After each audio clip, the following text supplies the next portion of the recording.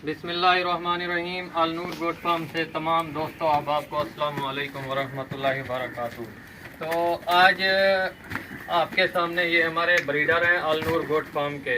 तो क्योंकि बहुत से दोस्तों ने बारहा पूछा कि नवीद भाई आप ब्रीडिंग के लिए अपने बकरे रखे हुए हैं आपने या नहीं, तो मैंने कहा अपने रखे हुए हैं। तो उनसे वादा था कि ईद के दिन उनको अपने ब्रीडर दिखाएंगे। हट जा सुल्तान।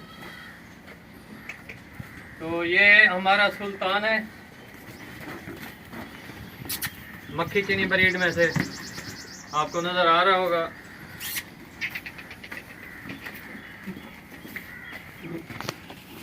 हटे। बकरे की हाइट लेंथ आपके सामने है, और इसकी जो हाइट है वो 43.5 इंच है, और इसकी जो लेंथ है वो है 54 इंच, 54 इंच, 55 इंच के करीब है। तो ये हमारा मक्खी चीनी ब्रीड का ब्रीडर है। तो इसको अभी हमने दूसरी बकरी के ऊपर क्रॉस करवाया है। तो अब ये जो है दांत 4 दांत है मुंह से, और ये हमारे पास शेरू है हमारा। बस है, हट जा। इसकी जो हाइट है वो है 40 इंच, हट जा। और अभी ये 2 दांत है।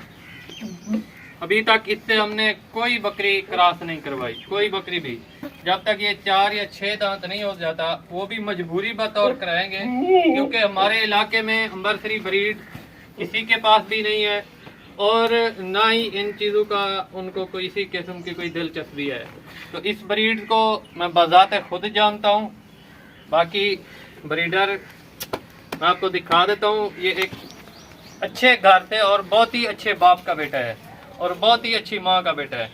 ये देख लें, झालर देखें पहले, सबसे पहले इसका चेहरा और आंखें और पट चेक करें, माशाल्लाह।